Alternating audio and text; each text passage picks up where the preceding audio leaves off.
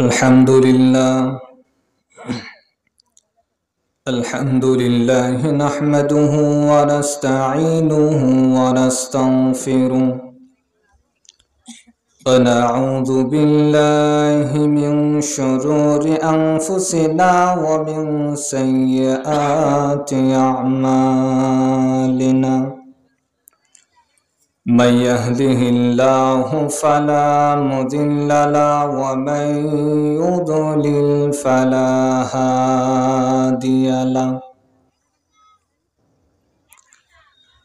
ونشهد أن لا إله إلا الله وحده لا شريك له ونشهد أن محمدا عبده ورسوله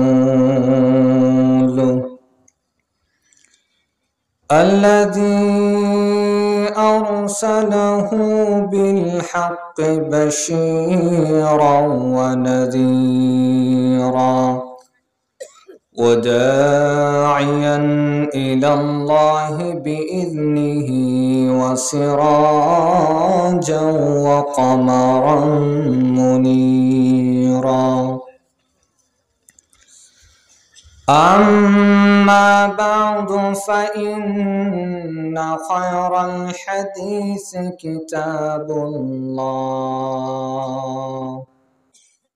وخير الهدي هدي محمد صلى الله عليه وسلم وشر الأمور محدثاتها وكل محدثة بدعة وكل بدعة ضلالة وكل ضلالة في النار.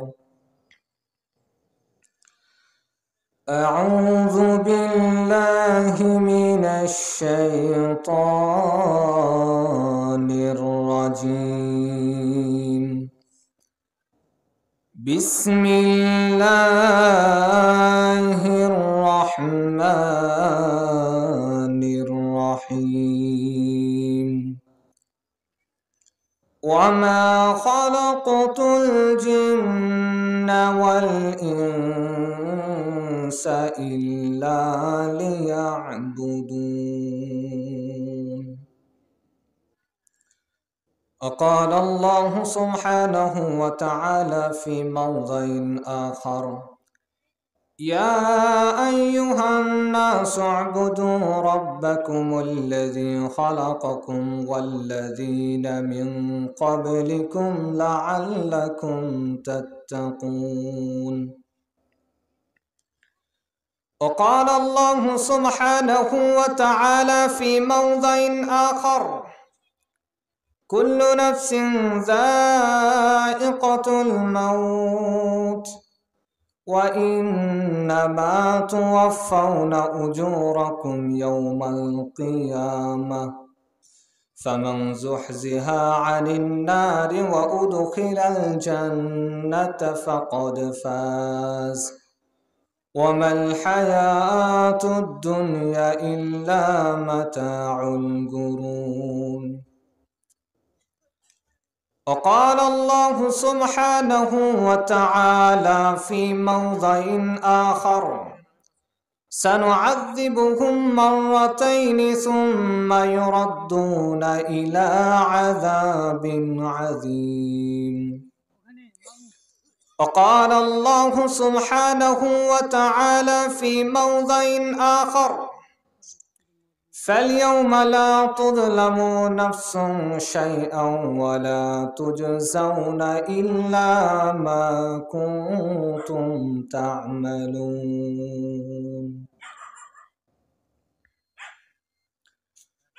وقال النبي صلى الله عليه وسلم في الحديث: عن أبي هريرة رضي الله تعالى عنه قال: قال رسول الله صلى الله عليه وسلم: إن الله تعالى يقول: يا ابن آدم تفرغ لعبادتي أملأ صدرك غنيا وأشد فقرك وإلا تفعل ملأت يديك شغلا ولم أشد فقرك رواه ابن ماجه وقال النبي صلى الله عليه وسلم في موضع آخر عن مطر بن قامس رضي الله تعالى عنه قال قال رسول الله صلى الله عليه وسلم إذا قضى لعبد أن يموت بعرض جعل له إليها حاجة رواه أحمد والترمذي وقال النبي صلى الله عليه وسلم في موضع آخر عن عثمان رضي الله تعالى عنه أنه كان إذا وقف على قبر بقى حتى يبل لحيته فقيل له تذكر الجنة والنار فلا تبقي وتبقي من هذا فقال إن رسول الله صلى الله عليه وسلم قال إن القبر أول منزل من منازل الآخرة فإن نجا منه فما بعده أيسر منه وإن لم ينجو منه فما بعده أشد منه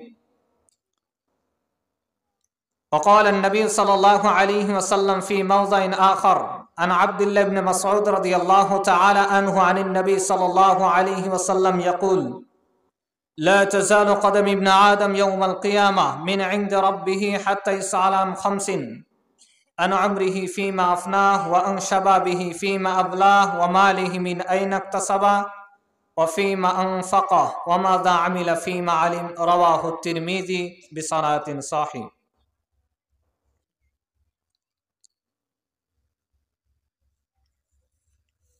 সোনারাঙ্গা জামে মসজিদের উদ্যোগে একদিন ব্যাপী বার্ষিক ওয়াজ মাহফিল। আজকের মাহফিলের সম্মানিত সভাপতি, সহ সভাপতি, অতিথিবৃন্দ এবং সামনে উপবিষ্ট রয়েছেন মুসলিম ভাই ও বাবাজিরা, পর্দার আড়ালে রয়েছেন মা এবং বোনেরা। সর্বপ্রথমেই আমরা শুকরিয়া আদায় করছি সে আল্লাহ সুবহানাহু ওয়া তাআলা দরবারে, যার অশেষ মেহেরবানিতে দয়াতে আজকের এই সুন্দর আয়োজনে আমরা আসতে পেরেছি, বসতে পেরেছি। আল্লাহ তৌফিক দান করেছেন, সেই জন্য আল্লাহ তাআলার দরবারে শুকরিয়া জানাচ্ছি। আমরা বলছি আলহামদুলিল্লাহ। দুরুদ এবং সালাম বর্ষিত হোক সর্বশেষ ও সর্বশ্রেষ্ঠ রাসূলের উপর, যার আদর্শই হচ্ছে সব থেকে দামি আদর্শ। তিনার মতো আদর্শ পৃথিবীর কোনো মানুষের মধ্যে নাই। তিনার মধ্যে যে আদর্শ রয়েছিল, সেই আদর্শ হচ্ছে সব থেকে উত্তম। ওয়া ইন্নাকা লাআলা খুলুকিন আযীম। আল্লাহ বলছেন, হে নবী, আপনি হচ্ছেন সর্ব উত্তম আদর্শের অধিকারী। তিনার মতো আদর্শ পৃথিবীর কোনো মানুষের নাই। আয়েশা রাদিয়াল্লাহু তাআলা আনহাকে যখন সাহাবীরা জিজ্ঞাসা করল, হে আয়েশা, রাসূলের আদর্শ চরিত্র কেমন ছিল? আয়েশা এক কথায় উত্তর দিচ্ছেন, কানা খুলুকুহুল কোরআন। আল্লাহু আকবার। যে রাসূলের আদর্শ হচ্ছে কোরআনের মতো। ওটা কাগজে লেখা আছে, আর এটা হচ্ছে ডাইরেক্ট কোরআন। আল্লাহু আকবার। তিনার আদর্শ এমন। ডাইরেক্ট কোরআন হচ্ছে মুহাম্মদুর রাসূলুল্লাহ সাল্লাল্লাহু আলাইহি সাল্লাম। তিনার উপর দুরুদ এবং সালাম বর্ষিত হোক। আমরা বলছি সাল্লাল্লাহু আলাইহি ওয়াসাল্লাম। আমরা যতই শুকরিয়া আদায় করি, শুকরিয়া আদায় করে কিন্তু শেষ হবে না। আল্লাহ শুকরিয়া আদায় করে শেষ হবে? এই যে এখানে আপনি বসে আছেন, এখানে কেউ নও মুসলিম আছে? কেউ আছেন নও মুসলিম? নাই। আছে? থাকতে পারে, কিন্তু এখানে 2-1 জন বাদ দিয়ে সবাই মুসলমানের ঘরে জন্ম নিয়েছি, কি তাই না? তো মুসলমানের ঘরে জন্ম নেওয়াটা, এটাও আল্লাহ তাআলার পক্ষ থেকে এত বড় নিয়ামত যে বলে শেষ করা যাবে না। একজন হিন্দু মুসলমান সহজে হবে না। সাধারণ হিন্দুগুলো সহজে মুসলমান হয় না, তারা তো বুঝেই না ইসলাম। খুব কঠিন, কিন্তু আপনি যে কোরআন হাদিস বুঝবেন, কোরআনকে মানবেন, আপনি যে ইসলামকে মানবেন, এটা আপনার জন্য সহজ। কেন সহজ জানেন? কারণ আপনি মুসলমানের ঘরে জন্ম নিয়েছেন, শুরু থেকেই আপনি মুসলমান, আপনাকে নতুন করে মুসলমান হতে হয়নি। কথা বুঝতেছেন আমার? আল্লাহ আকবার। সে আল্লাহর দরবারে আবারও শুকরিয়া জানাচ্ছি, সকলেই বলছে আলহামদুলিল্লাহ। আমার কথা কি বুঝতে পারছেন? আমি ঠাকুরগাঁ জেলার মানুষ, দিনাজপুর ঠাকুরগাঁ, ঠিক আছে? আপনাদের মতো ভাষা আমাদের, ভাষার কোনো পরিবর্তন নেই। আঞ্চলিক ভাষায় যদি কথা বলি, আপনাদের ভাষা আমাদের ভাষা একই ভাষা, কারণ আমাদের ঠাকুরগাঁ জেলার মানুষ বেশিরভাগে চাপায়ের মানুষ, অথবা কিছু ভারত থেকে আসা, আগে যারা ভারত থেকে এসেছিল, আর বেশিরভাগই চাপায়ের মানুষ। আঞ্চলিক ভাষায় কথা বললে আপনাদের সাথেই মিলবে। কথা বুঝতেছেন? আলহামদুলিল্লাহ। আজকে আমার সাথে আমার সফর সঙ্গী হিসাবে এসেছেন আমার প্রিয় ওস্তাদ হাফেজ মোহাম্মদ ওমর ফারুক বাদশাহ। তিনি আমাকে খুব ভালোবাসেন। ছোট থেকেই, যখন থেকে আমি হেফজ পড়েছিলাম তিনার কাছে, তখন থেকেই তিনি খুব ভালো উপদেশ এবং কিভাবে আমি পড়ব সব দিকেই তিনি খুব ভালো পরামর্শ দিতেন। এখনো আমি যদি ফোন দিই কোনো প্রয়োজনে বা কোনো জিনিসের জন্য, তিনি খুব সুন্দর উপদেশ আমাকে দেন, কিভাবে করব, কোনটা করা উচিত, কোনটা করা উচিত নয়। তো আল্লাহ তাআলা তিনার এলেমে এবং আমলে বারাকা দান করুন, আমরা বলছি আল্লাহুম্মা আমিন। আজকে যারা এসেছেন এই দ্বীনি মাজলিসে, আল্লাহ তাআলা সকলকেই যেন কবুল করে নেন, আমরা বলছি আল্লাহুম্মা আমিন। আজকের সভাপতি, সহসভাপতি সহ সকল মুসলমানদেরকে, এই গ্রামের সকল মানুষদেরকে আল্লাহ তাআলা কবুল করে নিন, আল্লাহুম্মা আমিন। যেহেতু রমজান মাস আমাদের চলে এসেছে খুবই সন্নিকটে, হয়তোবা শনিবার অথবা রবিবারে আমাদের রমজান শুরু, তাই না? জানেন না মনে হয় আপনারা? জানেন না? শনিবার অথবা রবিবারে আমাদের রমজান শুরু। তো রমজান যেহেতু শুরু, রমজানের সিয়াম পালন করতে হবে না? রোজা রাখতে হবে না? তো রোজার জন্য আপনারা অনেক সুন্দর আলোচনা শুনেছেন। আমি রমজান সম্পর্কে কথা বললো ইনশাআল্লাহ শেষের দিকে কিছু বলবো, কিন্তু আজকের এই দ্বীনি মাজলিসে আমি যে বিষয়টি চয়ন করেছি, ঠিক করেছি, তা হচ্ছে আমরা আল্লাহ তাআলার ইবাদত কেন করব, কেন করা উচিত, কেন করা প্রয়োজন, কেন করা দরকার, এটা জানার দরকার আছে না? একটাও মানুষ জেনে ইবাদত করেন না। কয়টা মানুষ করেন দেখাতে পারবেন? তাহলে আমাদের জানা উচিত যে আমরা আল্লাহর ইবাদত কেন করব, কেন করা প্রয়োজন। এই সম্পর্কে ইনশাআল্লাহ সংক্ষিপ্তভাবে আলোচনা করেই আজকের দ্বীনি মাজলিসের আলোচনা শেষ করব ইনশাআল্লাহুল আজিজ। ওয়া মা তাওফীকি ইল্লা বিল্লাহ, আলাইহি তাওয়াক্কালতু ওয়া ইলাইহি উনীব। আজকের মাহফিলটা হচ্ছে আপনাদের জামে মসজিদের উদ্যোগে। মসজিদ শব্দের অর্থ কি জানেন? মসজিদ মানে হচ্ছে সেজদার জায়গা, ইবাদতখানা, উপাসনা করা। যেই জায়গায় উপাসনা করা হয়, ইবাদত করা হয়, সেজদা করা হয়, সালাত আদায় করা হয়, নামাজ পড়া হয়, সেটাকেই বলা হয় মসজিদ। তো মসজিদের জন্য আপনারা মাহফিল করেছেন যে মানুষ এখান থেকে হেদায়েত পাবে, মানুষ এখান থেকে কিছু জানবে, শিখবে, সেই অনুযায়ী আমল করবে, এই জন্য আজকের মাহফিল। তাহলে আমাদের প্রত্যেকটা মুসলমানকে 5 ওয়াক্ত সালাত আদায় করা দরকার আছে না নাই? আছে না নাই? দরকার আছে না? মসজিদের জন্য আমরা মাহফিল করলাম, আমরা নামাজ পড়লাম না, তাহলে হবে? আমাদের নামাজ পড়া উচিত। প্রত্যেকটা মুসলমানকে নামাজ পড়তে হবে। আল্লাহ তাআলা কবুল করুন, আল্লাহুম্মা আমিন। যেহেতু গভীর রাত হয়ে গেছে, খুব লম্বা করব না ইনশাআল্লাহ। আমি কিন্তু সুর দিয়ে ওয়াজ করা বক্তা না, আপনাদেরকে কিছু জানাতে চাচ্ছি, আপনারা কিছু জানবেন, শিখবেন, এই জন্য আমি এসেছি।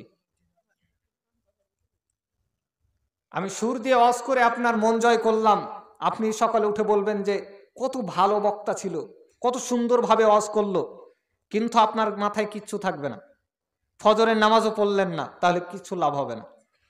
আমি চাই আপনি কিছু শিখেন, জানেন, বুঝেন, ইসলামকে মেনে চলেন। তো আমরা আল্লাহ তাআলার ইবাদত কেন করব? আমার গবেষণায় যতটুকু মনে হয়েছে যে কয়েকটি পয়েন্ট যা মানুষের জীবন থেকে শুরু করে নিয়ে জান্নাত অথবা জাহান্নাম পর্যন্ত, এই পয়েন্টগুলো যদি আমরা মাথায় রাখি, আল্লাহ তাআলার ইবাদত করা আমাদের জন্য খুবই সহজ হয়ে পড়বে ইনশাআল্লাহ। আল্লাহ তাআলার ইবাদত আমরা কেন করব? তার এক নম্বর কারণ হচ্ছে যে আল্লাহ তাআলা আমাদের সৃষ্টি করেছেন, তৈরি করেছেন তার ইবাদতের জন্য। আল্লাহ তাআলা আমাদের সৃষ্টি করেছেন, তৈরি করেছেন কিসের জন্য? আল্লাহর ইবাদত করার জন্য। মনে করেন আপনি একটা গাছ লাগিয়েছেন, আম গাছ। সেই আম গাছটা দেখতেও অনেক সুন্দর, অনেক মোটা তাজা, মানুষ যেই দেখে সেই বলে অনেক ভালো, আম খাবার জন্য লাগিয়েছেন, কিন্তু সেখানে আম হচ্ছে না। যে উদ্দেশ্যে লাগিয়েছেন সেই উদ্দেশ্য হাসিল হচ্ছে না। সেই গাছটাকে সাধারণতভাবে কোনো মানুষ রাখবে না। কেন রাখবে না? কারণ আমি লাগিয়েছি আম খাবার জন্য, আমি পাচ্ছি না সেখান থেকে, তো আমি রাখবো কেন? তো আল্লাহ তাআলা পৃথিবীতে জিন আর ইনসানকে পাঠিয়েছেন তার ইবাদতের জন্য। তাহলে আমরা যে আল্লাহর ইবাদত করব, কেন করব? কারণ আল্লাহ তাআলা পাঠিয়েছেন প্রত্যেকটা মানুষকে তার ইবাদতের জন্য। আল্লাহ সুবহানাহু ওয়া তাআলা সূরা জারিয়াতের 56 নং আয়াতে বলছেন, ওয়ামা খালাকতুল জিন্না ওয়াল ইনসা ইল্লা লিয়াবুদুন। আল্লাহ বলছেন, আমি জিন এবং ইনসানকে সৃষ্টি করেছি কেবলমাত্র, একমাত্র, শুধুমাত্র আমার দাসত্ব করবে, আমার গোলামি করবে, আমার কথা মেনে চলবে, এই জন্য তাদেরকে সৃষ্টি করা হয়েছে। তাহলে আমাদের সৃষ্টির উদ্দেশ্য কি বলেন তো? ইবাদত করা। আমাদের সৃষ্টির উদ্দেশ্য কি? কিসের জন্য আমাদের সৃষ্টি করেছেন?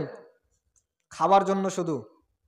হ্যাঁ, কথা মনে হয় আমার বুঝতেছেন না আপনারা। সামনে এগিয়ে আসেন তো, সামনে আসেন। যে অবস্থা, সামনে আসেন, একটু সামনে আসেন। কষ্ট মনে হচ্ছে না? যত জায়গা পরিবর্তন করবেন প্রত্যেকটা জায়গায় ইনশাআল্লাহ কিয়ামতের মাঠে সাক্ষ্য দিবে। সামনে আগে আসেন, আপনাদের সাথে পরামর্শমূলক কথা বলি। আসার সময় দেখলাম বাজারে অনেক মানুষ, কিন্তু এখানে মানুষ নাই। তো সম্মানিত উপস্থিতি, আল্লাহ তাআলা মানুষকে সৃষ্টি করেছেন তার ইবাদতের জন্য। প্রত্যেকটা মানুষ তারই ইবাদত করবে, এই জন্য আল্লাহ তাআলা পৃথিবীতে মানুষকে সৃষ্টি করেছেন। এটাই আল্লাহ তাআলার এক নম্বর উদ্দেশ্য। প্রত্যেকটা পয়েন্ট মনে রাখবেন, ইনশাআল্লাহ আপনার উপকার হবে। আমরা আল্লাহ তাআলার ইবাদত কেন করব? কারণ এক নম্বর কারণ হচ্ছে পৃথিবীতে প্রত্যেকটা মানুষকে পাঠিয়েছে আল্লাহ তাআলা তার ইবাদতের জন্য। তারই ইবাদত করতে হবে, গোলামি করতে হবে, দাসত্ব করতে হবে, নামাজ পড়তে হবে, রোজা রাখতে হবে, হজ করতে হবে, সম্পদের যাকাত দিতে হবে, আরো যত প্রকার ইবাদত রয়েছে প্রত্যেকটা ইবাদত করার জন্যই আল্লাহ তাআলা পৃথিবীতে আপনাকে পাঠিয়েছেন। আল্লাহ সুবহানাহু ওয়া তাআলা সূরা হিজরের 99 নং আয়াতে বলছেন, ওয়া'বুদ রাব্বাকা হাত্তা ইয়াতিয়াকাল ইয়াকিন। হে নবী, আপনার মৃত্যু আসার পূর্ব মুহূর্ত পর্যন্ত, যতদিন আপনার মরণ না আসে, পুরো জীবনটা আপনি কাটান আপনার রবের ইবাদতে। কাকে বলছেন? আল্লাহ রাসূলকে বলছেন যে ওয়া'বুদ রাব্বাকা হাত্তা ইয়াতিয়াকাল ইয়াকিন। আপনার মৃত্যু আসার পূর্ব মুহূর্ত পর্যন্ত, যতক্ষণ আপনার মরণ আসে নাই, মরণ আসা পর্যন্ত আপনি ইবাদত করুন আপনার রবের, মানে সারাটি জীবন ইবাদত করুন। এটা আল্লাহ তাআলার কথা। এছাড়াও আল্লাহ সুবহানাহু ওয়া তাআলা সূরা বাকারার 21 নং আয়াতে বলছেন, ইয়া আইয়ুহান নাস, হে মানুষ সকল, উ'বুদু রাব্বাকুম, তোমরা ইবাদত করো তোমাদের রবের। সেই রবের ইবাদত করো আল্লাযী খালাকাকুম, যিনি সৃষ্টি করেছেন তোমাদেরকে। আমাদেরকে সৃষ্টি করেছেন কে? আল্লাহ তাআলা। আমাদের সৃষ্টি করেছেন কে? কোনো সন্দেহ আছে? সংশয়? হ্যাঁ, সন্দেহ লাগতেছে মনে হয়। আল্লাহ তাআলা আমাদের সৃষ্টি করেছেন, উ'বুদু রাব্বাকুম, সেই রবের ইবাদত করো, আল্লাযী খালাকাকুম, যেই রব সৃষ্টি করেছে তোমাদেরকে। শুধু তোমাদেরকে নয়, ওয়াল্লাযীনা মিন ক্বাবলিকুম, তোমাদের পূর্বে যত মানুষ এসেছিল প্রত্যেকটা মানুষকে যিনি সৃষ্টি করেছেন তার ইবাদত করো। কে বলছেন? আল্লাহ তাআলা বলছেন, সেই রবের ইবাদত করো। ইবনে মাজার গ্রন্থে হাদিসটি উল্লেখ হয়েছে। আবু হুরায়রা রাদিয়াল্লাহু তাআলা আনহু বলছেন, রাসূলুল্লাহ সাল্লাল্লাহু আলাইহি ওয়াসাল্লাম বলেছেন যে আল্লাহ তাআলা বলেন, ইন্নাল্লাহা তাআলা ইয়াকুল, আল্লাহ তাআলা বলেন, ইয়া ইবনা আদম, হে আদম সন্তান, তাফাররাগ লিইবাদাতি, আমার ইবাদতের জন্য একটু সময় বের করো, আমার ইবাদত করার জন্য একটু অবসর হও, আমার ইবাদত করার জন্য একটু ফাঁকা টাইম বের করো। তাহলে কি হবে? আমলা সদরাকা গনিয়ান, আমি তোমার অন্তরকে প্রাচুর্য ভরে দিব, আমি তোমার অন্তরকে খুশি করে দিব। যেই পরিমাণ যা হলে তোমার অন্তর খুশি হবে, প্রত্যেকটা ওই পরিমাণ জিনিস আমি তোমাকে দান করব। সুবহানাল্লাহি ওয়া বিহামদি। কিসের জন্য বলেন তো? আল্লাহর ইবাদতের জন্য। আল্লাহ বলছেন, আমার ইবাদতের জন্য একটু সময় বের করো। যখন নামাজের টাইম হয়ে যায়, আজান দিচ্ছে, তখন একটু তুমি কি করো? কাজ বাদ দিয়ে একটু সময় বের করে সালাত আদায় করো। এই সালাত আদায় করলে কি হবে? আমলা সাদরাকা গনিয়ান, তোমার অন্তরকে আমি খুশি করে দিব। যেই পরিমাণ টাকা পয়সা, বাড়ি গাড়ি, ধন দৌলত হলে তোমার অন্তর খুশি হবে, আমি তোমাকে তাই প্রদান করব।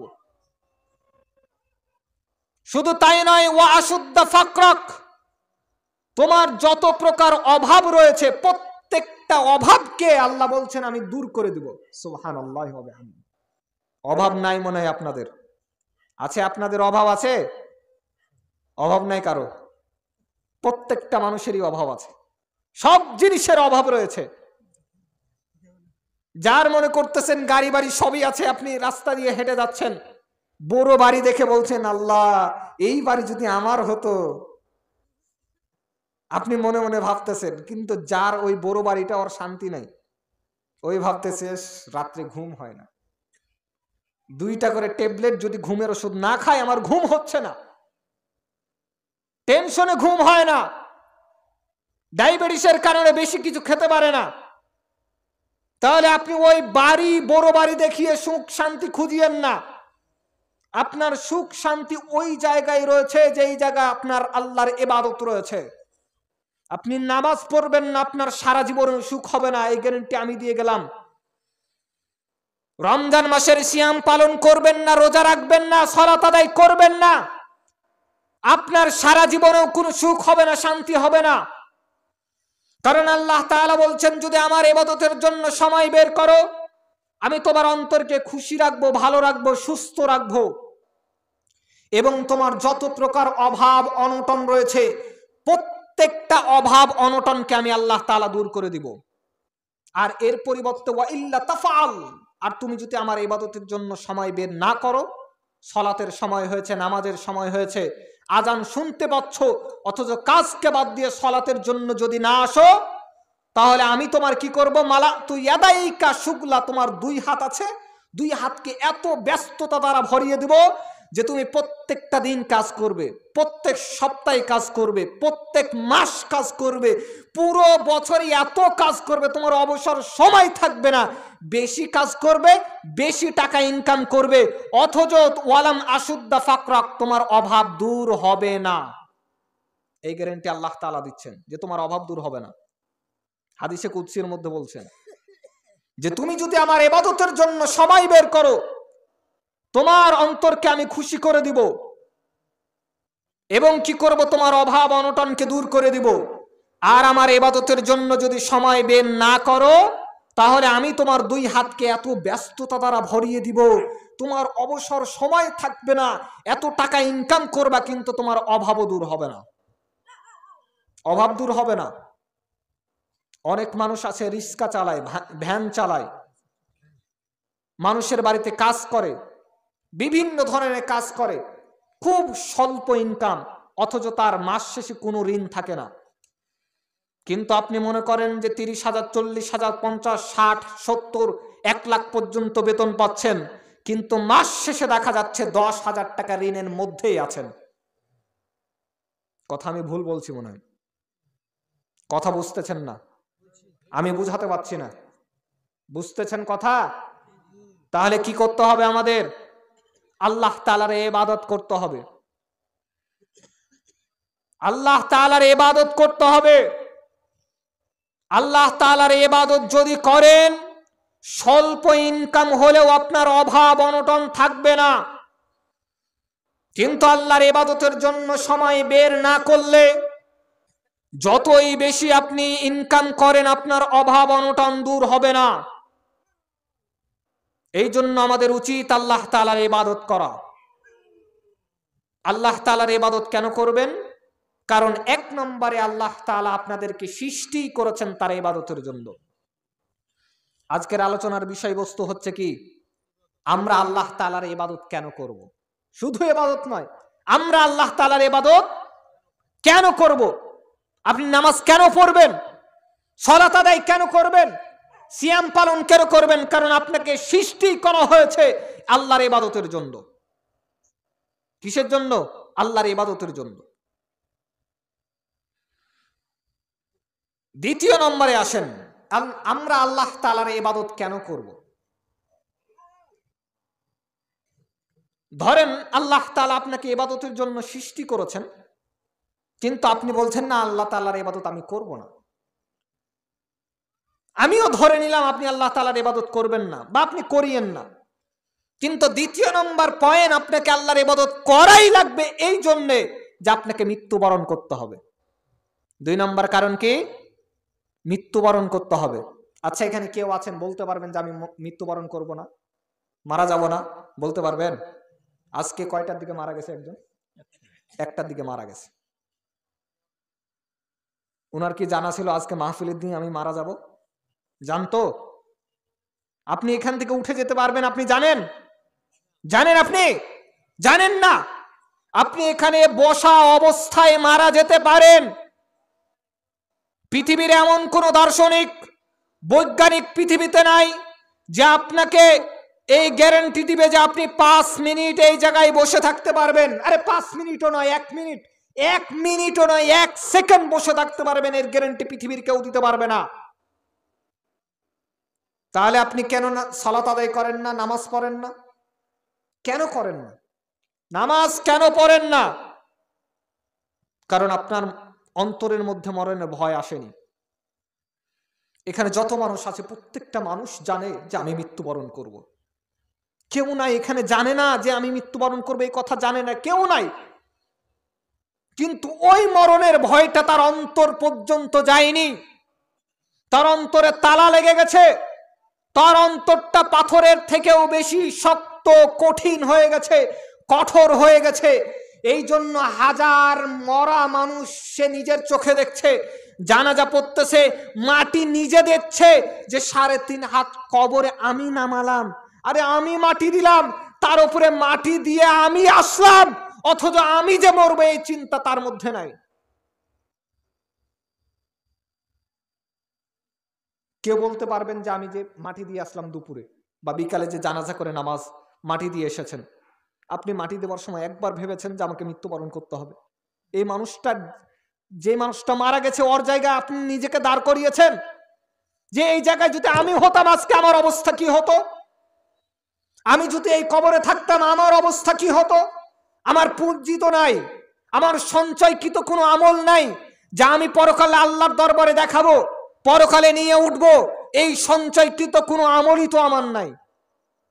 একবার ভাবেন আপনি, এখন ভাবেন, এখন ভাবেন যে আপনি ওই জায়গাতে ভাবেন যেই জায়গায় ওই মানুষটিকে আপনি মাটি দিয়ে এসেছেন। আল্লাহ তাআলা বলছেন, শোনো, কুল্লু নাফসিন যায়িকাতুল মাউত, প্রত্যেকটা প্রাণীকেই মৃত্যুর স্বাদ গ্রহণ করতে হবে।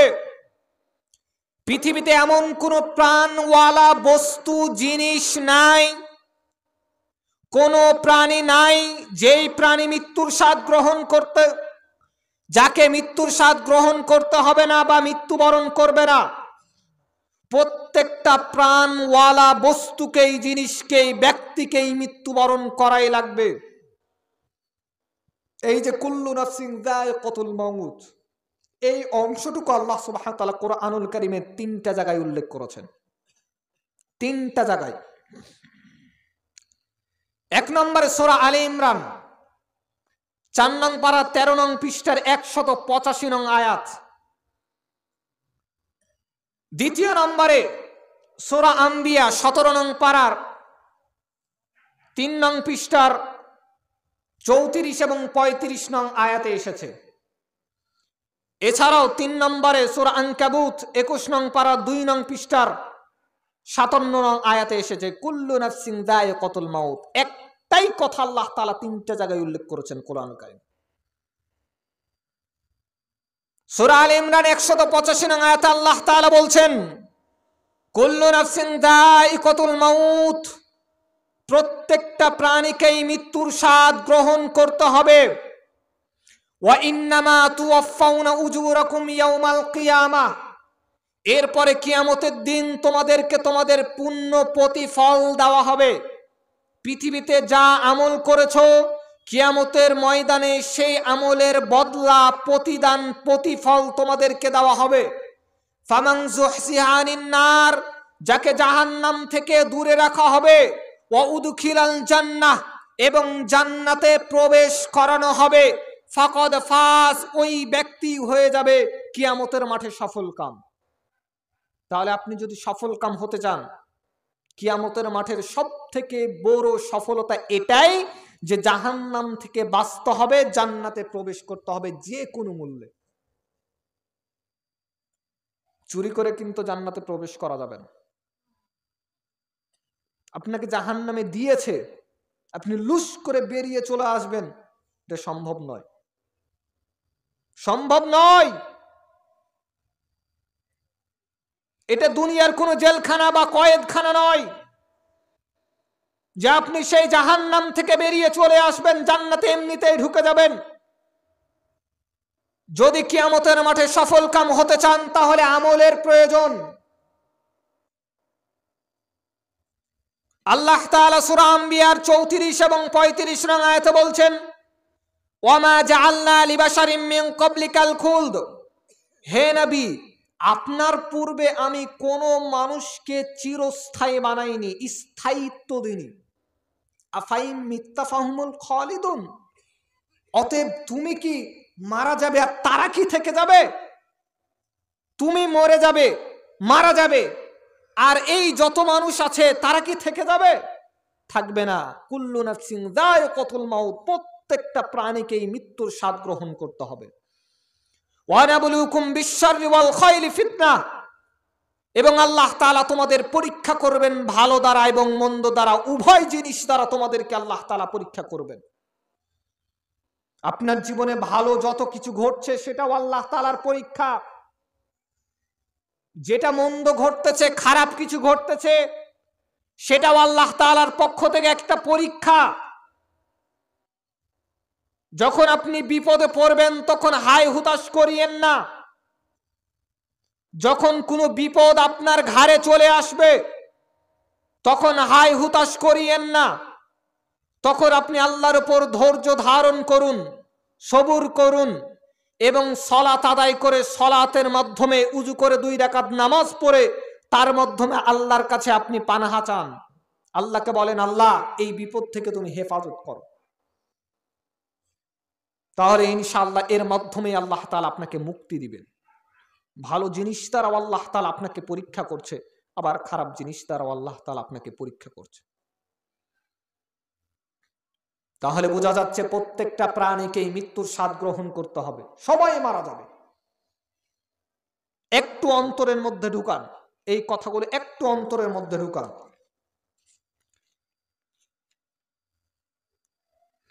মানুষ যে মারা যাবে মানুষের সময় কিন্তু জানা নাই। একটু আগেই বললাম যে মানুষ কখন কে মারা যাবে কেউ বলতে পারবে না। কারণ আল্লাহ তাআলা মানুষের জীবন মরণ সবকিছু পৃথিবী সৃষ্টির প্রায় 50,000 বছর পূর্বেই লিপিবদ্ধ করেছেন। আপনি কখন মারা যাবেন, কখন জন্মগ্রহণ করবেন, সবকিছু পৃথিবী সৃষ্টির 50,000 বছর পূর্বে লেখা রয়েছে। সূরা ইউনূসের 49 নং আয়াতে আল্লাহ তাআলা বলছেন, লিকুল্লি উম্মাতিন আজাল, প্রত্যেকটা প্রাণীকেই মৃত্যুর স্বাদ গ্রহণ করতে হবে। লিকুল্লি উম্মাতিন আজাল, প্রত্যেকটা উম্মতের জন্য আল্লাহ তাআলা কি করেছেন, নির্ধারিত সময় বেঁধে দিয়েছেন। ইযা জাআ আজালুহুম, যখন তাদের সেই নির্ধারিত নির্দিষ্ট সময় চলে আসবে, ফালা ইস্তাখিরুনা সাআতাও ওয়ালা ইস্তাকদিমুন, সেই নির্ধারিত সময়কে তারা মুহূর্তের জন্য না পাছাতে পারবে, না মন চাইলে আগাতে পারবে, কোনোটাই সম্ভব নয়, কোনোটাই সম্ভব নয়। এমনও মানুষ আমরা দেখি হঠাৎ করে দুর্ঘটনার কবলে পড়ে গেছে, গাড়ি আসতেছে সামনাসামনি পড়ে গেছে, অ্যাক্সিডেন্ট হলেই কিন্তু মারা যাবে, কিন্তু আল্লাহ তাআলা বাঁচিয়ে দিয়েছেন। কেন বাঁচিয়েছেন? হয়তোবা তার মরণ সেখানে সেই অবস্থায় সেই সময় নাই, এই জন্য। আবার অনেক মানুষ আছে যারা ঘুরতে যাচ্ছে, সেজে গুজে যাচ্ছে কোনো জায়গায়, হঠাৎ করে অ্যাক্সিডেন্ট করে মারা যাচ্ছে। তাহলে এটা মানুষের নির্ধারিত সময়, মানুষকে যেটাই নির্ধারিত সময় দেওয়া হয়েছে সেই সময়ে মানুষকে মৃত্যুবরণ করতে হবে। সেই সময় ছাড়া মানুষ অন্য কোনো সময়ে মৃত্যুবরণ করবে না। কেন করবে না? আহমদ এবং তিরমিজির গ্রন্থে একটি হাদিস এসেছে, মাতার বিন ওকামিস রাদিয়াল্লাহু তাআলা আনহু বলছেন, ইদা কদা আমরান ইদা কদা লিআবদিন আন ইয়ামুতা বিআরদিন, যখন আল্লাহ তাআলা কোন বান্দার কোন জমিনে, কোন স্থানে, কোন জায়গায় মৃত্যু ঘটার ইচ্ছা করেন, যখন তিনি যা চান যে এই জায়গায় অমুক ব্যক্তিকে মৃত্যু দিব, জাআলা লাহু ইলাইহা হাজাতান, তখন আল্লাহ তাআলা ওই জায়গাতে ওই ব্যক্তির যাওয়ার জন্য একটা প্রয়োজন তৈরি করে দেন। অনেক মানুষ দেখা যায় যে ঢাকায় মারা গেছে, যাওয়ার কোনো প্রয়োজনই ছিল না, কোন একটা হঠাৎ কাজের কারণে ঢাকা গেছে, মৃত্যুবরণ করেছে। কেন ওই জায়গায় গেছে? কারণ তার মরণ ওই জায়গায় আল্লাহ তাআলা লিপিবদ্ধ করে রেখেছেন, তার নির্দিষ্ট জায়গা আল্লাহ তাআলা তৈরি করে দিয়েছেন। তার হাজার প্রয়োজন না থাকলেও আল্লাহ তাআলা কোনো না কোনো ভাবে ওই জায়গাতে তাকে নিয়ে যাবেন।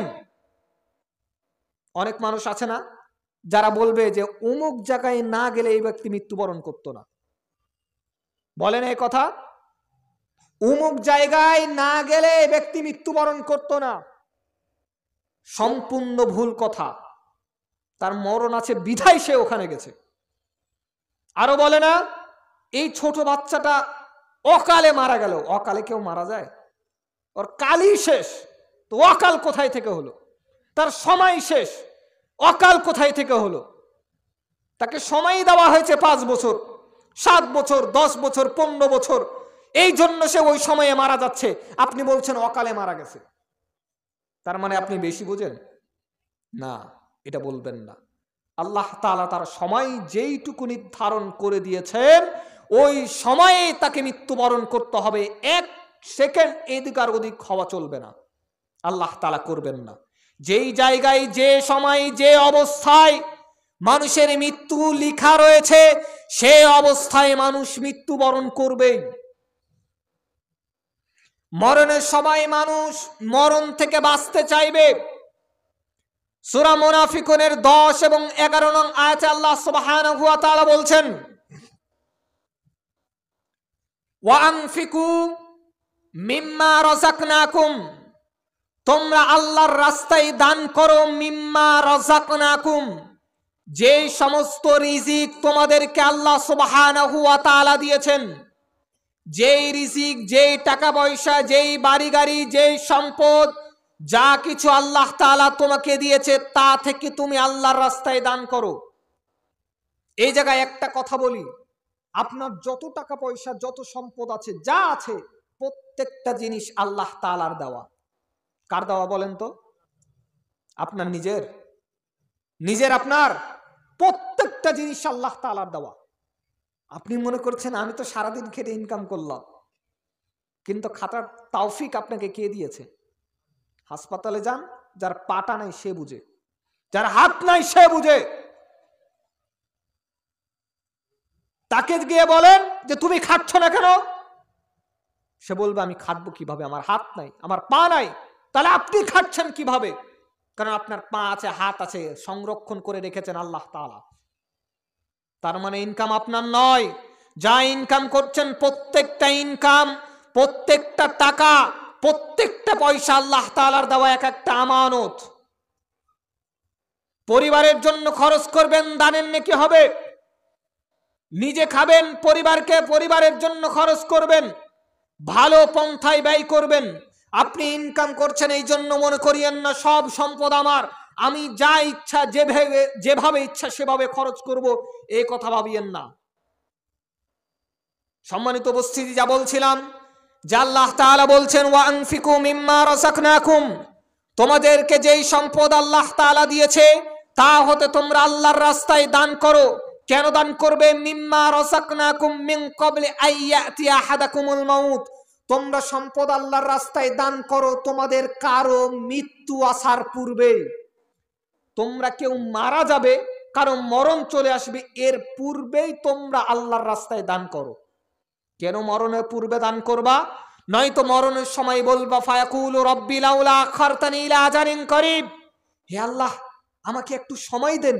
মরণের সময় মানুষ বলবে আল্লাহ আমাকে একটু সুযোগ দেন, আল্লাহ আমাকে একটু ছাড় দেন, একটু অবকাশ দেন। অবকাশ দিলে কি করব? ফাসাদ্দাক, আমি দান করে দিব, আমার যা আছে সব দান করে দিব। ওয়া আকুম মিনাস সালিহিন, এবং তোমার যারা সৎ বান্দা রয়েছে তাদের অন্তর্ভুক্ত হয়ে যাব। এটা মরণের সময় আপনি বলবেন। এখন 10 টাকা বের করতে কষ্ট লাগে, মসজিদের মাহফিলে 10 টাকা বের করতে আপনাকে কষ্ট লাগছে, এই কষ্টের সময় দান করলে আপনি বেশি নেকি পাবেন, আরো বেশি নেকি পাবেন। যখন কষ্ট মনে হয়, যখন মনে হয় যে আমার কমে যাবে, এই সময় দান করলে আরো বেশি নেকি পাবেন। তাহলে আপনি মরণের সময় দান করার জন্য সুযোগ চাইবেন, বলবেন আমি সৎ বান্দাদের, আপনার যারা সৎ বান্দা রয়েছে তাদের অন্তর্ভুক্ত হব, আমাকে দান করার সুযোগ দেন। কিন্তু আল্লাহ তাআলা বলছেন ওয়ালা ইউআখিরুল্লাহু নাফসান ইযা জাআ আজালুহা, তখন আল্লাহ তাআলা কোন ব্যক্তিকে ছাড় দিবেন না ইযা জাআ আজালুহা, যখন তার নির্দিষ্ট মরণের সময় চলে আসবে। যখন তার মরণের সময় চলে আসবে, নির্দিষ্ট সময়, তখন আল্লাহ তাআলা কোনো ব্যক্তিকে কোনো ধরনের 1 সেকেন্ড ছাড় দিবেন না। তাহলে আমাদেরকে আল্লাহ তাআলার ইবাদত করতে হবে। তার 2 নম্বর পয়েন্ট কি ছিল বলেন তো? ঘুমিয়ে গেছেন সবাই মনে হয়। 2 নম্বর পয়েন্ট হচ্ছে আমাদেরকে মৃত্যুবরণ করতে হবে। কি করতে হবে? আল্লাহ তাআলা আপনাকে বলল যে আপনি ইবাদত করুন আল্লাহর, আপনি বলছেন আমি আল্লাহর ইবাদত করব না। আপনাকে বললাম যে আপনি করিয়েন না, আচ্ছা আপনি করিয়েন না, কিন্তু এই জন্য আপনাকে আল্লাহর ইবাদত করতে হবে, কারণ আপনাকে মৃত্যুবরণ করতে হবে। কি করতে হবে? মৃত্যুবরণ করতে হবে। আপনি যদি দুনিয়াতে স্থায়ী হতেন যে আমি সারা জীবন দুনিয়াতে থাকবো, আমি মৃত্যুবরণ করব না, আমার কাছে মরণ আসবে না, আজরাইল আসবে না, তাহলে আমি বলবো যে আপনাকে আল্লাহর ইবাদত করতে হবে না। কথা আমার বুঝতেছেন? কথা বুঝেন না মনে হয়? সবাই ঘুমাচ্ছে মনে হয়। আপনাদের উপকার হচ্ছে না নাই বলেন? উপকার হচ্ছে? কথা বুঝতেছেন আমার? উপকার যদি না হয় আমি এখনই বন্ধ করব, আমার গলা ফাটায় তো লাভ নেই। আপনাদের উপকার হচ্ছে না তো আমি গলা ফাটায় কি করব? আপনাদের উপকারের জন্য এসেছি। আপনাকে আল্লাহর ইবাদত করতে বলবো, কারণ আল্লাহ তাআলা আপনাকে সৃষ্টি করেছেন তার ইবাদতের জন্য।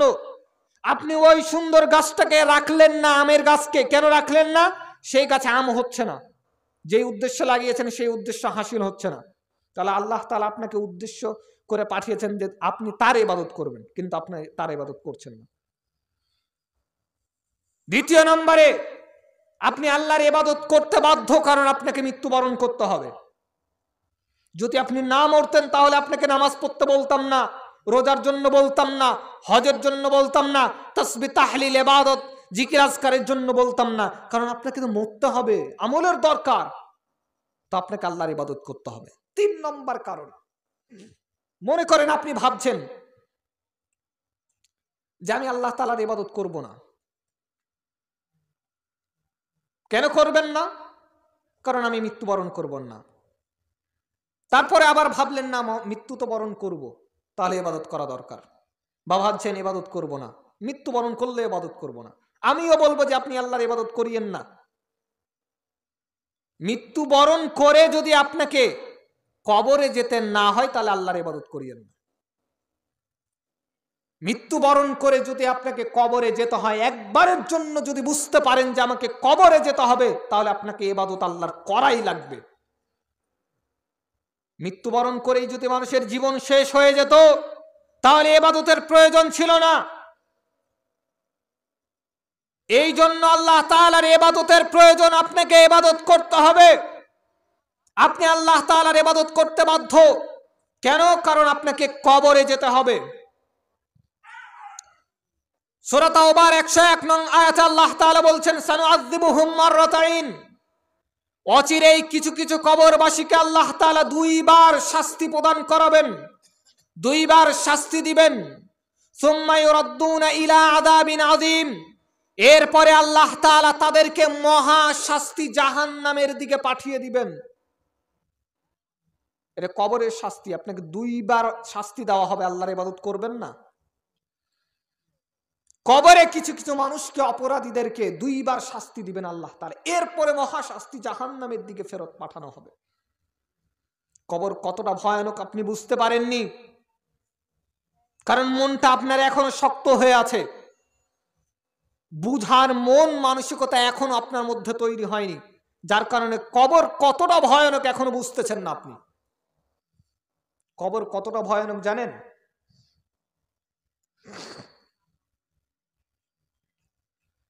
ইবনে মাজা, আহমদ এবং তিরমিজি এবং ইবনে মাজার গ্রন্থে হাদিসটি এসেছে, উসমান রাদিয়াল্লাহু তাআলা আনহু থেকে বর্ণিত,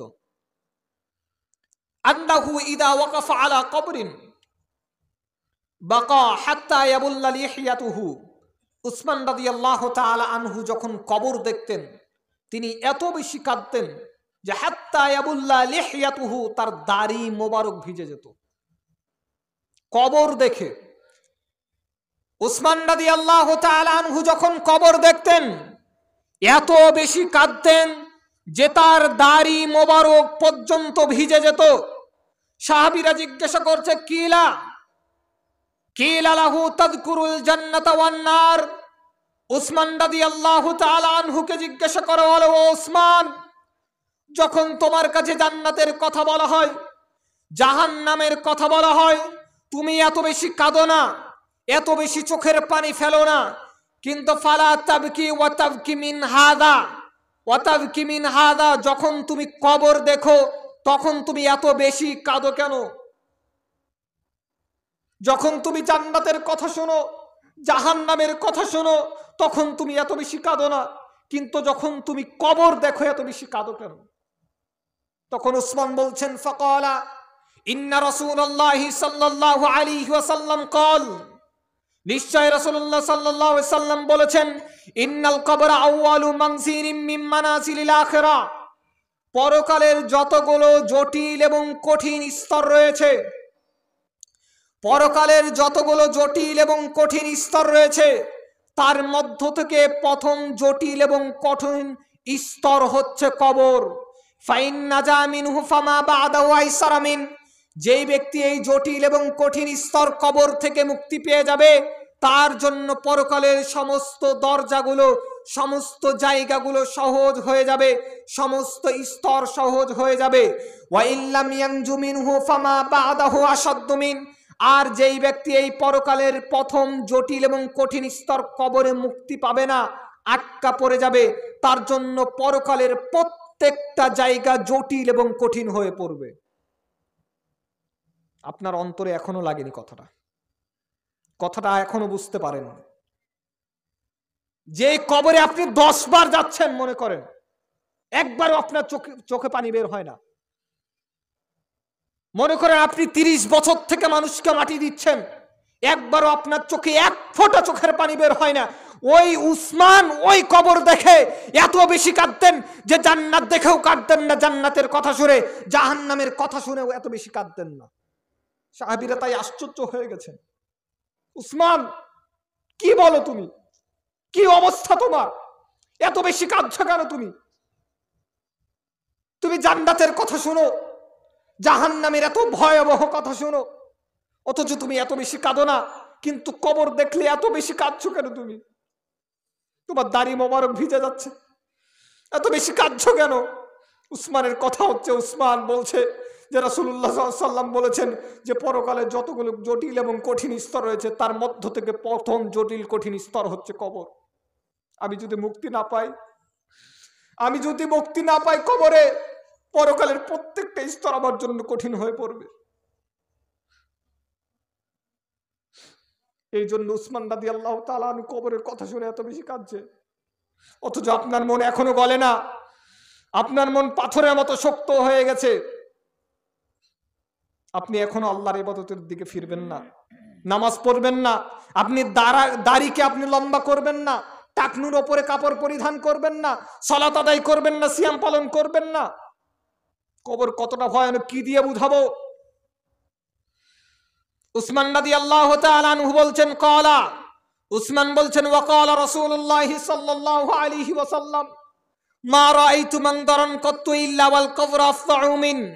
রাসূল বলছেন, আমি আমার জীবনে দেখিনি এমন কোন জটিল এবং কঠিন ভয়াবহ স্থান জায়গা যেটা কবরের থেকে জটিল, কঠিন এবং ভয়ানক হতে পারে। আমি আমার জীবনে দেখিনি এমন কোন জটিল এবং কঠিন জায়গা যা কবরের থেকে জটিল এবং কঠিন ভয়ানক জায়গা হতে পারে। কবর এতটাই ভয়ানক, রাসূল বলছে আমার জীবনে এর থেকে ভয়ানক জায়গা আমি আর কোনোদিন দেখিনি। একই কবর, ওই কবর দেখে ওসমান কাঁদছে এত বেশি। আর ওই কবর আপনি 10 বার দিনে দেখলেও এক ফোঁটা চোখের পানি আপনার বের হয় না। আমি মাঝে মাঝে এই হাদিসগুলো পড়লে আমার চোখ দিয়ে পানি বের হয়, যখন এই হাদিসগুলো স্মরণ হয় তখন আমার চোখ দিয়ে পানি বের হয়। আপনাকে আমি বললে আপনি মনে করবেন যে আপনাকে আমি দেখার জন্য বলতেছি, এটাই বাস্তবতা। আল্লাহর কসম করে বলছি, এই হাদিসকে স্মরণ করে আমার একাধিকবার চোখের পানি বের হয়েছে। যেই জায়গায় এই হাদিস বলেছে আমার চোখের পানি বের হয়। সংশোধন হন, আল্লাহর ইবাদত করুন। এই যে মসজিদ বানিয়েছেন, এত বড় মসজিদ খালি, মসজিদে মানুষ নাই। ওই দোকানগুলোতে মানুষ কেন এত বেশি? তারা কি মাগরিবের নামাজে, ইশারের নামাজে আসতে পারতো না? নাকি তাদের পা নাই? নাকি তাদের বুঝ শক্তি নাই? নাকি তাদের বিবেক নাই? তারা কি বিবেকহীন মানুষ? তারা কি বুঝে না কবরে যেতে হবে? সেই জায়গায় মানুষ আছে, এই ময়দানে দিনী মাজলিসে মানুষ নাই, মসজিদে মানুষ নাই। আমি কি আপনাকে কৌতুক দেখার জন্য এসেছি? আপনাকে নাটকের কথা শোনার জন্য এসেছি? গল্প শোনানোর জন্য এসেছি? আপনি এখনো বুঝছেন না কেন?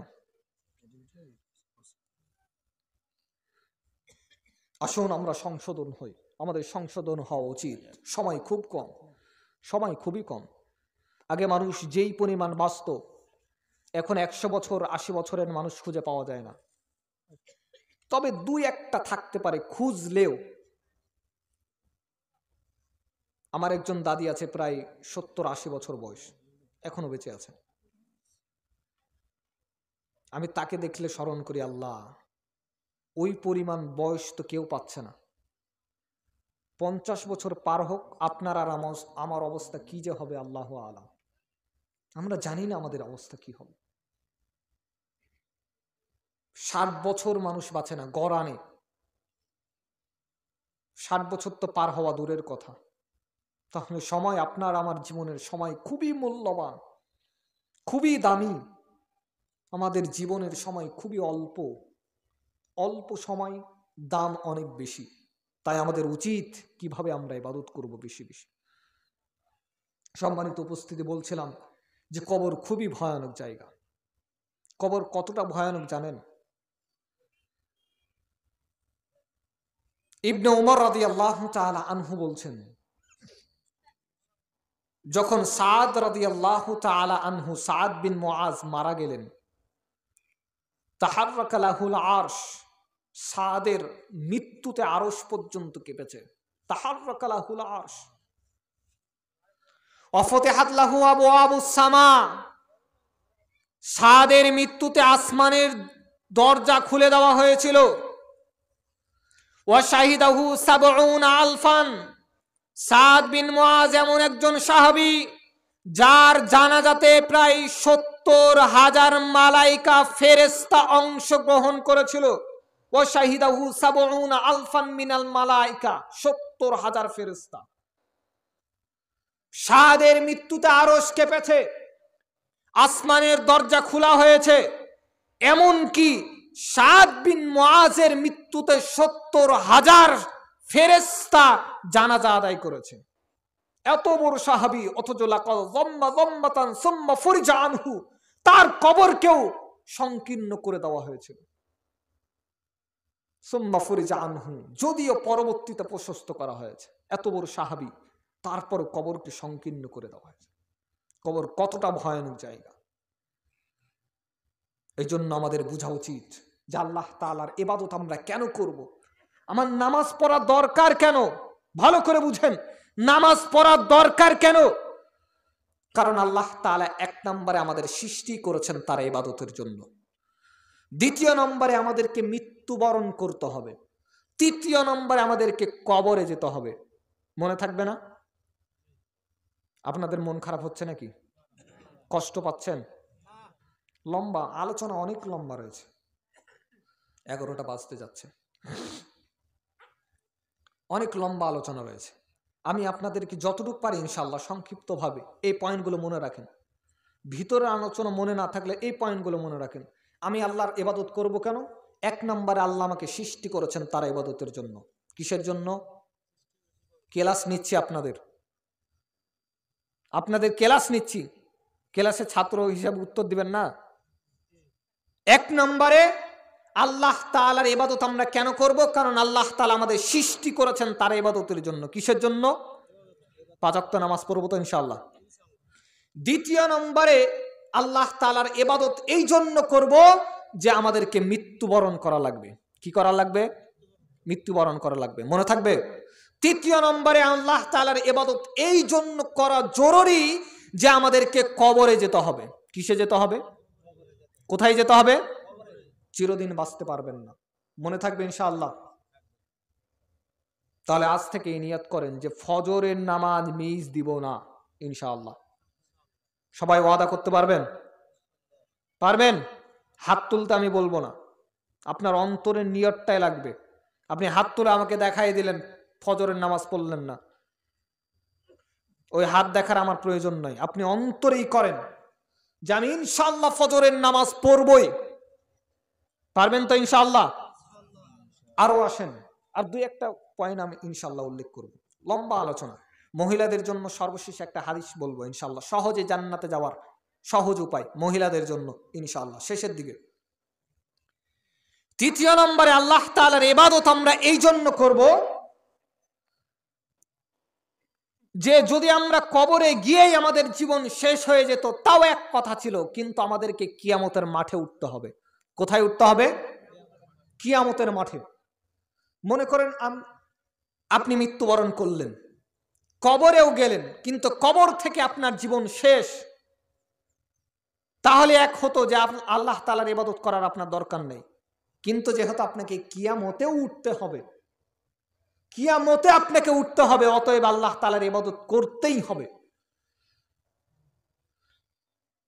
সূরা ইয়াসিনের 54 নং আয়াতে আল্লাহ তাআলা বলছেন, ফালিয়াউমা লা তুযলামু নাফসুন শাইআ, সেই কিয়ামতের ময়দানে আল্লাহ তাআলা কোন ব্যক্তির উপর বিন্দু পরিমাণ জুলুম করবেন না।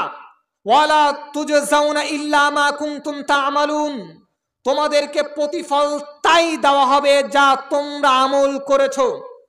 তোমরা যা আমল করবে তোমাদেরকে তার প্রতিফল, তার প্রতিদানই তোমাদেরকে দেওয়া হবে, বিন্দু পরিমাণ জুলুম করা হবে না। আপনি ভালো কাজ করবেন না, কিয়ামতের মাঠে নেকি কোথায় পাবেন? কিয়ামতের মাঠে নেকি কোথায় পাবেন? আপনি মনে করতেছেন যে দুনিয়াতে যেইভাবে টাকা ধার নিয়ে আমি সেইভাবে টাকার মতো করে আমি নেকি ধার নিব? সূরা আবাসার 33 থেকে শেষ আয়াত পর্যন্ত পড়বেন। সেই দিন কিয়ামত এতটাই ভয়ানক ভয়াবহ অবস্থা হবে, ইয়াউমা ইয়াফিরুল মারউ মিন আখি, সেই দিন মানুষ পালিয়ে যাবে মিন আখিহি, তার নিজের ভাই থেকে, ওয়া উম্মিহি, তার মা থেকে, ওয়া আবিহি, তার বাপ থেকে, ওয়া সাহিবাতিহি, তার স্ত্রী থেকে, ওয়া বানিহি, তার সন্তান সন্ততি থেকে। প্রত্যেকটা মানুষ নিজের নিজের চিন্তা ভাবনা করে প্রত্যেকটা মানুষ আত্মীয় স্বজনকে ফেলে দিয়ে নিজেই দৌড় মারবে। আপনি মনে করছেন তাদের কাছ থেকে নেকি নেবেন? একটা নেকির জন্য যদি আটকা পড়ে যান, একটা নেকির জন্য যদি আপনি আটকা পড়ে যান, কারো কাছ থেকে একটা নেকি পাওয়ার মতো কোনো সুযোগ নাই। আপনার ভাই, নিজের ভাই আপনার থেকে পালিয়ে যাবে। আপনার মা, যেই মা আপনাকে জন্ম দিয়েছে, পৃথিবীতে কেউ যদি সব থেকে আপনাকে বেশি ভালোবাসে তা হচ্ছে আপনার মা, সেই মা আপনার থেকে পালিয়ে যাবে।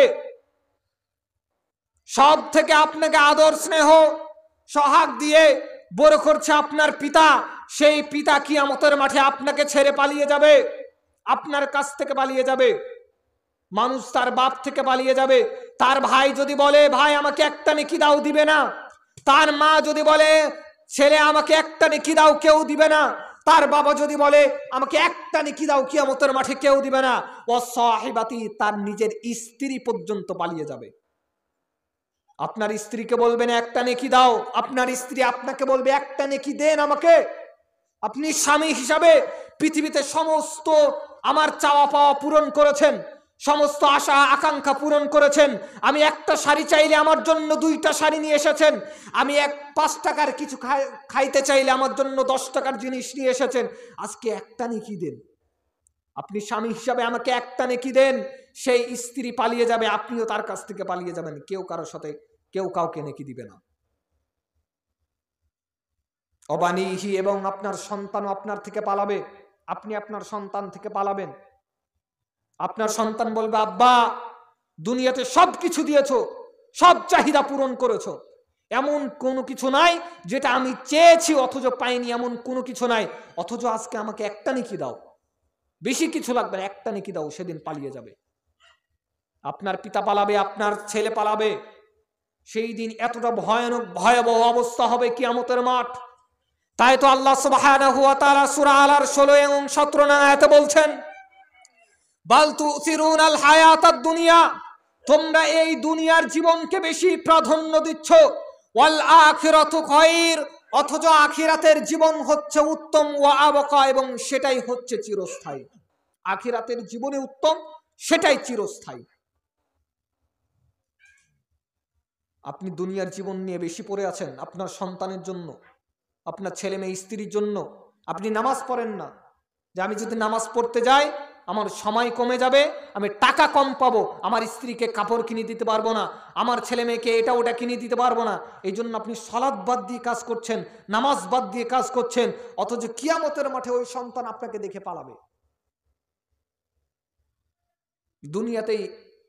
দুনিয়াতে আপনারা দেখছেন না, বৃদ্ধ পিতা মাতাকে বৃদ্ধাশ্রমে রেখে আসছে, রাখে না?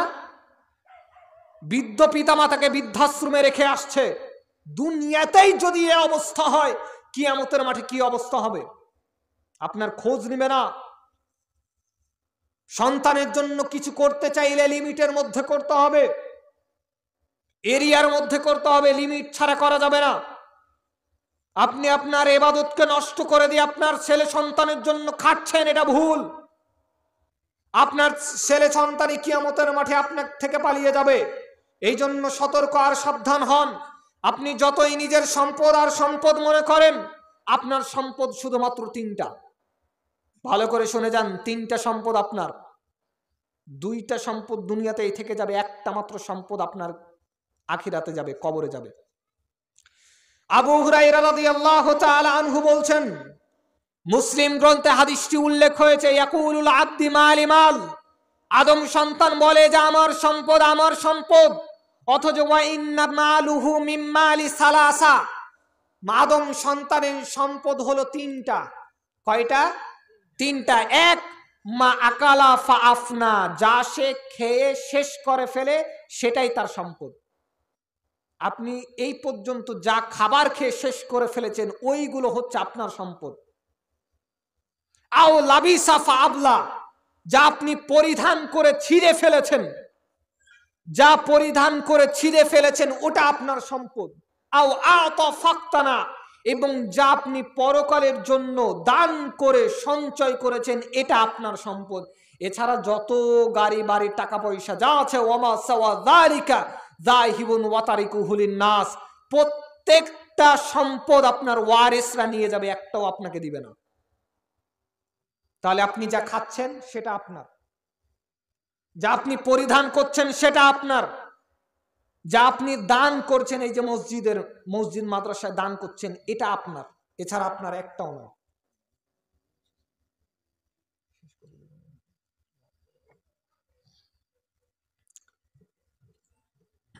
আর 10-15 মিনিট থাকতে পারবেন না আপনারা? পারবেন? উঠবেন না তো? মানে যারা উঠে গেছে ওরা কি মনে করলো, মানে সুর দিয়ে ওয়াজ করলাম না তাই চলে গেল নাকি? যে বক্তা তো মজার না গো, সাউন্ড হয় না, মাইক কম লাগাইছেন আপনারা। একটু আমি শেষ করে দিই ইনশাআল্লাহ।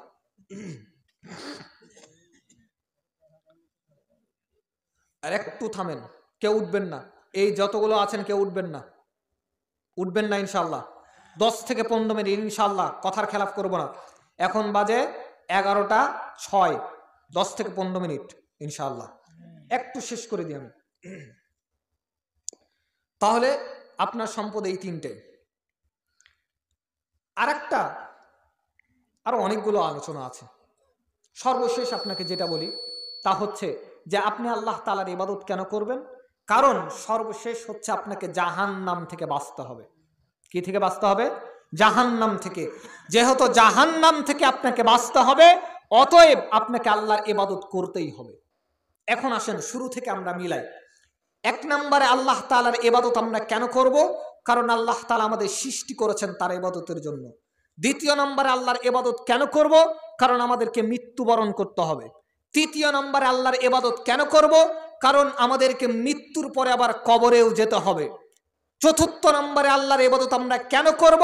কারণ আমাদেরকে কিয়ামতের মাঠে উঠানো হবে। 5 নম্বরে আল্লাহ তাআলার ইবাদত আমরা কেন করব? কারণ আমাদেরকে জাহান্নাম থেকে বাঁচতে হবে।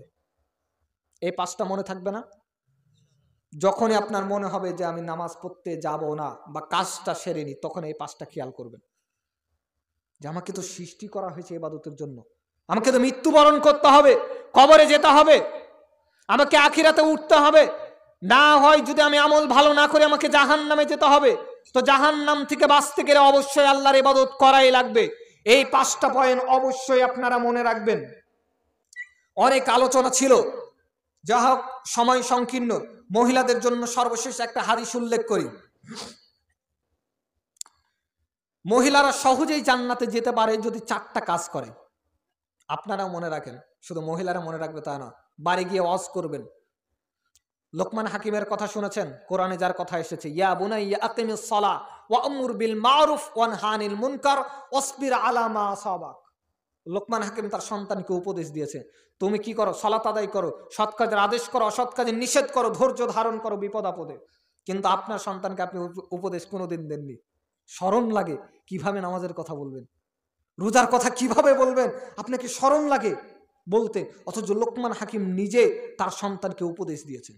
আপনার সন্তানকে আজকে গিয়ে শোনাবেন এই 5টা পয়েন্ট বললাম ইবাদত করার জন্য, যে ইবাদত কেন করতে হবে, এই 5টা পয়েন্ট আপনার সন্তানকে আপনার পাশে বসিয়ে, আপনার ছেলে মেয়েকে পাশে বসিয়ে এই 5টা ওয়াজ শোনাবেন।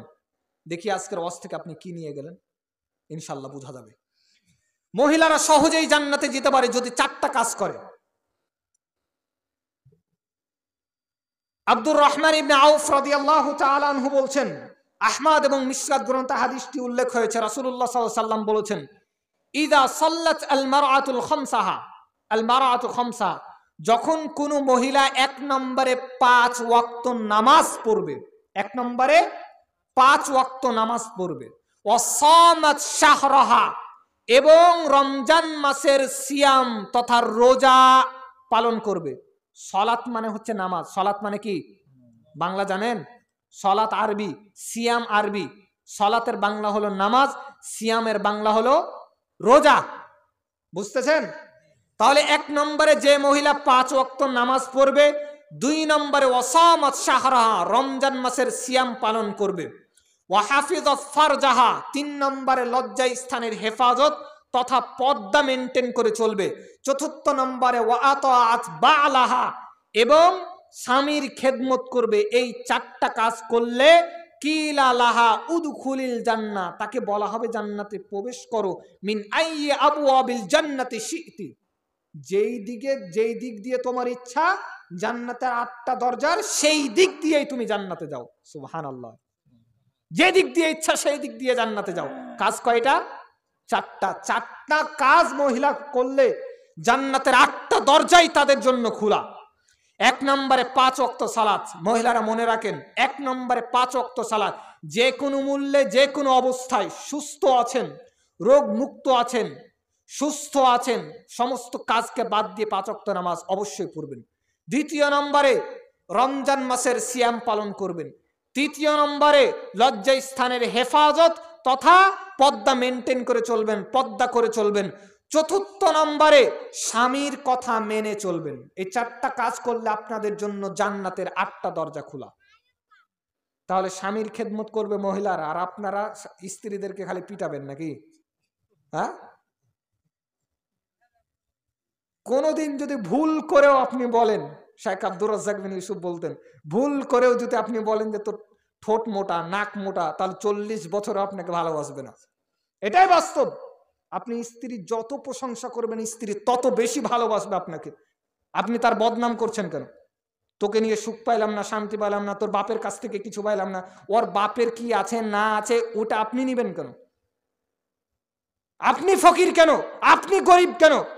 আপনাকে আল্লাহ হালাল পন্থায় ইনকাম করার সুযোগ দেয়নি? আপনি ইনকাম করেন, আপনি বড় লোক হন। এই জন্য স্ত্রীর প্রশংসা করবেন, যত বেশি প্রশংসা করবেন তত বেশি আপনার আনুগত্যশীল হবে। তাহলে মহিলাদেরকে বলবো এই 4টা কাজ অবশ্যই করবেন। বেশি করে দেখা যায় যে আমাদের সমাজের মহিলাগুলা বেপর্দা, একেবারেই বেপর্দা। আমাদেরকে রাস্তা দিয়ে হাঁটতে খুবই লজ্জা লাগে, শরম লাগে, এত খারাপ লাগে, আল্লাহর কসম করে বলছি, খুব খারাপ লাগে। আপনি রাস্তার পাশে দাঁড়িয়ে থাকবেন কেন? যেখানে সেখানে হাঁটাহুটা করবেন কেন? আপনি মহিলা মানুষ, ঘরে থাকবেন, পর্দা করে থাকবেন। যেই জিনিস যত বেশি জাতি দেখতে পায় সেই জিনিসের দাম থাকে না। যেটা যত বেশি ঢাকা থাকে তার মর্যাদা দাম তত বেশি। নিজের দাম যদি মহিলারা না বুঝে, তাহলে এই যে এখন ইদানিং কয়দিন আগে রিপোর্ট বের হয়েছে যে 2 দিনে 17টা মহিলাকে ধর্ষণ করা হয়েছে। বাংলাদেশের অবস্থা খুবই খারাপ, জানেন না আপনারা? তাহলে এর জন্য মহিলাদেরকেও সতর্ক, সাবধান থাকা দরকার, পর্দা মেনটেন করে চলা দরকার। আল্লাহ তাআলা কবুল করুক, আল্লাহুম্মা আমিন।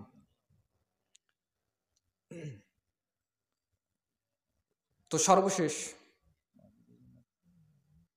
আপনাদেরকে কয়েকটা হাদিস শোনাই, ছোট্ট ছোট্ট। তার একটা হচ্ছে দান সম্পর্কে শোনাই, যে আস-সাদকাতু বুরহান, দান হচ্ছে দলিল।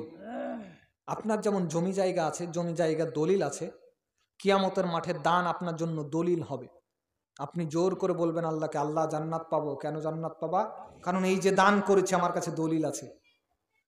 এছাড়াও আস-সাদকাতু তারাকদুল বালা, মানুষ যদি দান করে তাহলে মানুষের বালা মুসিবত, বিপদ আপদ দূর হয়ে যায়। আমরা বিপদে পড়লে দান করি, কিন্তু আগে থেকে দান করি না। আগে থেকে যদি দান করি তাহলে সেই বিপদ আপদ আল্লাহ তাআলা আমাদের থেকে হেফাজত করে নেবেন, আমাদের থেকে দূরে রাখবেন। তৃতীয় নম্বরে আল্লাহ তাআলা বলছেন, আনফিক ইয়া ইবনে আদম, হে আদম আমার পথে দান করো, উনফিক আলাইকা, তাহলে আমি তোমাকে দান করব। তার মানে যদি আপনি দান করেন তাহলে আপনার সম্পদ কমবে না, বরঞ্চ আপনার সম্পদ আল্লাহ তাআলা পূরণ করে দিবেন। চতুর্থ নম্বরে আস-সাদকাতু তুতফিউল খতিআ, দান মানুষের পাপকে মিটিয়ে দিবে, পাপকে ক্ষমা করে দিবে। কামা ইউতফিউল মাউ মিনান নার, যেইভাবে জ্বলন্ত আগুনে পানি ঢাললে আগুন নিভে যায়, মানুষ যদি দান করে মানুষের পাপ ওইভাবে মিটে যাবে। সুবহানাল্লাহি ওয়া বিহামদিহি। তাহলে দান করার ফজিলত অনেক বেশি, অনেক বেশি। ওই যে বললাম, মরণের সময় মানুষ বলবে আল্লাহ একটু সুযোগ দাও, দান করে আসি। আল্লাহ বলবেন কোনো সুযোগ নেই। মরণের সময় আপনি আমি বলবো যে আল্লাহ একটু সুযোগ দাও, দান করব, ভালো মানুষ হয়ে যাব, তোমার সৎ বান্দাদের অন্তর্ভুক্ত হব, কিন্তু তখন আর আল্লাহ তাআলা সুযোগ দিবেন না।